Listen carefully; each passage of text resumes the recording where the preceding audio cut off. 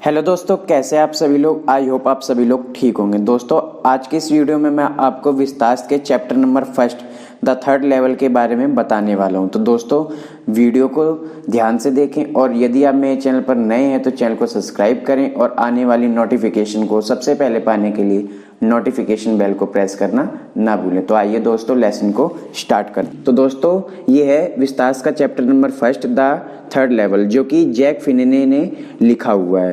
तो दोस्तों, इस चैप्टर में बताया जाता है ये एक चार्ली नाम के एक व्यक्ति की कहानी है, जिसमें कहानी एक मजाक गंभीर तरीके से शुरू होती है। हर कोई जानता है कि न्यूयॉर्क में ग्रैंड सेंट्रल स्टेशन पर केवल 2 स्तर हैं, लेकिन चार्ली एक 31 वर्षीय व्यक्ति का दावा है कि 3 हैं और वह तीसरे स्तर पर था। एक रात चार्ली एक साधारण आदमी ने कार्यालय में देर से काम किया। वह घर पहुंचने की जल्दी में था, इसलिए उन्होंने ग्रैंड सेंट्रल स्टेशन से मेट्रो लेने का फैसला किया। वह वेंडरबिल्ट एवेन्यू से ग्रैंड सेंट्रल में बदल गया और पहले स्तर पर कदम रखा, जहां कोई 20वीं शताब्दी जैसी ट्रेनों को ले जा सकता था। फिर वह दूसरे स्तर पर नीचे चला गया, जहां ट्रेनें उपनगरीय क्षेत्रों के लिए रवाना हुई। फिर उसने मेट्रो के लिए एक धनुषाकार द्वार में प्रवेश किया और खो गया। वह मेट्रो ले जाने के दौरान कुछ समय पहले भी अपना रास्ता खो चुका था। एक बार उन्होंने रोजलवेट होटल की लॉबी में प्रवेश किया, जबकि दूसरी बार वे एक कार्यालय की इमारत में उभरे जो 3 ब्लॉक दूर थी। लेकिन इस बार जब वह अपनी राह खोता है तो कुछ अनोखा होता है। वह तीसरे स्तर पर जाता है। चार्ली शांत गलियारे में चलता रहता है, बाएं कोण को झुकता है और नीचे की ओर तिरछा होता है, जब तक कि वह एक वास्तुशिल्प रूप से पुराने स्टेशन पर नहीं पहुंच जाता, जो 2 परिचित स्तरों से पूरी तरह से अलग है। कम टिकट काउंटर और ट्रेन के गेट, लकड़ी के सूचना बूथ, खुली लौ, गैस की रोशनी और चंचल चम्मच के साथ प्राचीन छोटा कमरा 1800 के दशक की वास्तुकला की याद दिलाता है। वह यह भी पाता है कि लोगों को कपड़े पहने आउटफिट पहना जाता है। उन्होंने नोटिस दिया कि समाचार पत्र द वर्ल्ड में तारीख 11 जून 1894 छपी है। वह टिकट खिड़कियों की ओर मुड़ता है और गैलिसबर्ग इलिनॉइस के लिए 2 टिकट खरीदना चाहता है।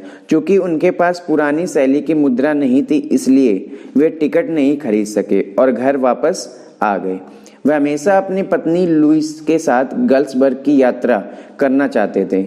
उनके दिमाग में यह भी एक अद्भुत शहर है, जिसमें बड़े पुराने फ्रेम हाउस, विशाल लॉन और जबरदस्त पेड़ हैं, जिनकी शाखाएं ओवरहेड से मिलती हैं और सड़कों की छत बनाती हैं। ये लंबी और सुखद गर्मियों की शाम के साथ एक जगह है जहां लोग अपने लॉन पर बैठते हैं, सिगार पीते हैं और चुपचाप बात करते हैं। इसलिए अगले दिन दोपहर के भोजन के दौरान वह पुराने सैलों के बिलों के लिए $300 का आदान प्रदान करता है, जो केवल 200 तक होता है। नुकसान उसे बहुत परेशान नहीं करता है, क्योंकि उसका मानना है कि गल्सबर्ग में सब कुछ सस्ता हो जाएगा और वह एक छोटी राशि के साथ भी प्रबंधन कर सकता है। लेकिन वह फिर कभी भी गलियारे को तीसरे स्तर तक ले नहीं पाया। उनकी पत्नी लुइसा यह सब जानने के बाद चिंतित है और उन्हें आगे किसी भी तीसरे स्तर की तलाश नहीं करने के लिए कहती है। अचानक चार्ली को पता चलता है कि उसका मनोचिकित्सक दोस्त सैम वेनर, जिसके साथ उसने अपना अनुभव साझा किया है, वह कहीं नहीं पाया जाता। इसलिए वह और उसकी पत्नी सप्ताहांत में उसकी तलाश करते रहते हैं।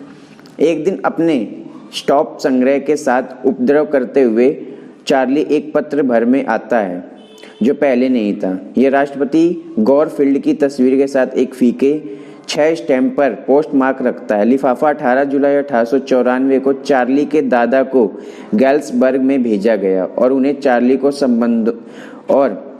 चार्ली को संबोधित किया गया। पत्र में लिखा है कि सैम गैल्सबर्ग पहुंच गया है और वहां अपने जीवन का आनंद ले रहा है। वह गैल्सीबर्ग के लिए चार्ली और लुइसा को भी आमंत्रित करता है। जब चार्ली स्टैम्प और सिक्का की दुकान पर गया तो उसे पता चला कि सैम ने गैलिसबर्ग में घास का चारा और अनाज के अपने व्यवसाय को स्थापित करने के लिए $800 के पुराने मुद्रा बिल खरीदे हैं। पत्र सैम वेनर ने लिखा था, जो चार्ली के मनोचिकित्सक थे। ये कहानी हमें इस निष्कर्ष पर पहुंचाती है कि लोगों को जीवन में आने वाली अप्रिय चीजों से शांति बनाने में मुश्किल होती है। ये शांति और सुरक्षा के लिए एक आम आदमी की लालसा को दूर करता है। किसी भी आम आदमी की तरह चार्ली भी रोजमर्रा के जीवन के तथा कथित सुखों की सराहना करते हैं।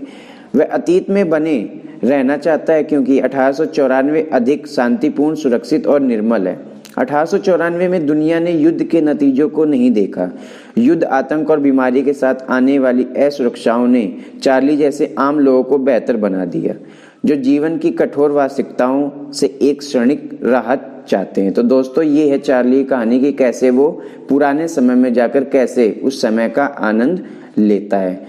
दोस्तों, ये था चैप्टर के बाद अब इसके कुछ एमसीक्यूज हैं, इसके बारे में आपको बताने जा रहा हूँ। तो दोस्तों, जो एमसीक्यू है, एमसीक्यू का फर्स्ट क्वेश्चन है, who is the author of the third level. जो थर्ड लेवल चैप्टर है उसका ऑथर कौन है? तो इसका आंसर जो होगा वो होगा option number D, Jack Finney. इसके बाद question number 2, what was Jack's full name.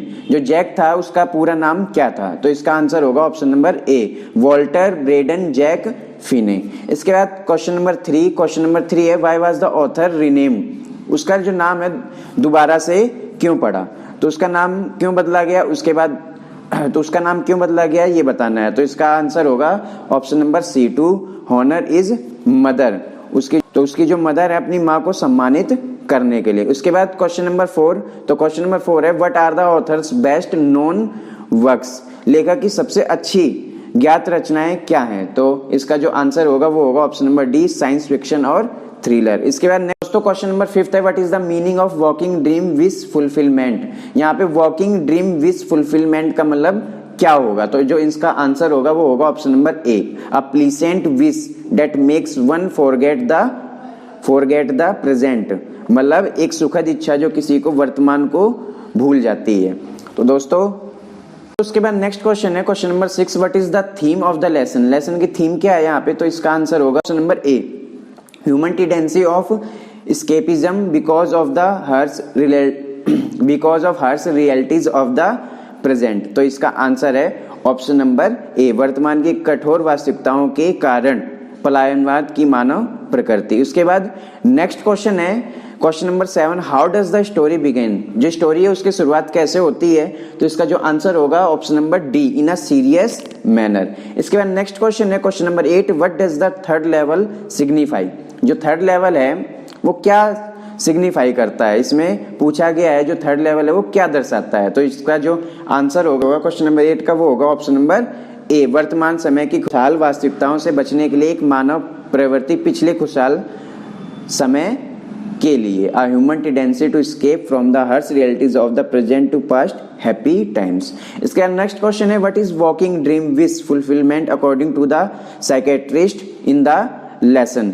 यहाँ पे बताया गया पार्ट में जो मनोचिकित्सक के अनुसार ड्रीम, जागने का सपना पूरा होना क्या है। तो इसका जो आंसर होगा वो होगा option number A, Charles finding of a third level at Grand Central Station and realisation of his wish to visit Galesburg Illinois. तो यहाँ पे इसका जो आंसर है ऑप्शन नंबर ए, चार्ल्स ने ग्रैंड सेंट्रल स्टेशन में एक तीसरे स्तर की खोज की जो कि गैल्सबर्ग इलिनोइस की यात्रा करने की उनकी इच्छा को साकार करती है। इसके बाद नेक्स्ट क्वेश्चन है, question number 10, who was Charles wife.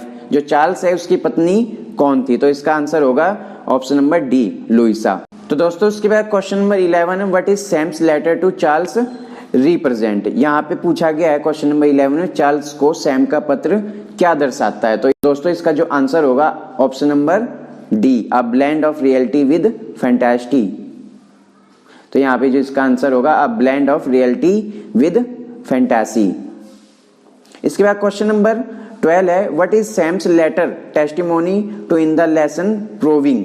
तो यहाँ पे सैम के पत्र की गवाही में क्या साबित होता है। तो इसका जो आंसर है वो होगा option number D, Charles tendency of escapism from the realities, मतलब चार्ल्स की वास्तविकता में पलायनवाद की प्रवृत्ति। इसके बाद क्वेश्चन नंबर 13 ने पूछा, in what way do we try to overcome the insecurities of the present harsh times. तो यहाँ पे जो क्वेश्चन नंबर 13 है, क्वेश्चन नंबर 13 में पूछा गया है कि जो वर्तमान कठोर समय की असुरक्षाओं को दूर करने के लिए हम किस तरह से प्रयास करते हैं। तो यहाँ पे इसका जो आंसर होगा वो होगा option number D, all these. तो इसमें जितने भी ऑप्शन है वो सारे करेक्ट हैं, तो इसका आंसर ऑल दीज होगा, ऑप्शन नंबर डी। इसके बाद question number 14, what is the significance of 1894 in the lesson. तो ये जो 1894 है, तो यहाँ पे ये 1894 जो है ये यहाँ पे क्या दर्शाता है, इसका क्या महत्व है। तो इसका जो आंसर होगा ऑप्शन नंबर डी, इसका आंसर है एक डी, इसका आंसर डी है, representing a peaceful romantic living time. इसके बाद नेक्स्ट क्वेश्चन है, who was same in the third level. यहाँ पे सेम कौन है, थर्ड लेवल जो चैप्टर है वो, तो इसमें जो थर्ड लेवल है उसमें सेम कौन है, इसका जो आंसर होगा option number C, a psychiatrist and a friend of Charley. Charley का फ्रेंड और एक साइकियाट्रिस्ट। इसके बाद नेक्स्ट क्वेश्चन 16 जो है वो क्वेश्चन नंबर 16 है, why did Charlie visit Sam. जो चार्ली है वो सैम के पास क्यों जाता है। तो यहाँ पे आंसर होगा to consult the incident of third level incident at Grand Central Station. जो थर्ड लेवल की घटना है उसके बारे में कंसल्ट करने के लिए। इसका क्वेश्चन नंबर 17 है, does the third level really exist a grand station. तो यहाँ पे 17 नंबर क्वेश्चन जो है उसमें ये बता रहा है क्या ग्रांड स्टेशन पर थर्ड लेवल वास्तव में मौजूद है। तो इसका जो आंसर 17 नंबर का आंसर होगा ऑप्शन नंबर सी, नहीं स्टेशन पर केवल 2 स्तर थे। तो इसके बाद नेक्स्ट क्वेश्चन है क्वेश्चन नंबर 18। क्वेश्चन नंबर 18 में व्हाट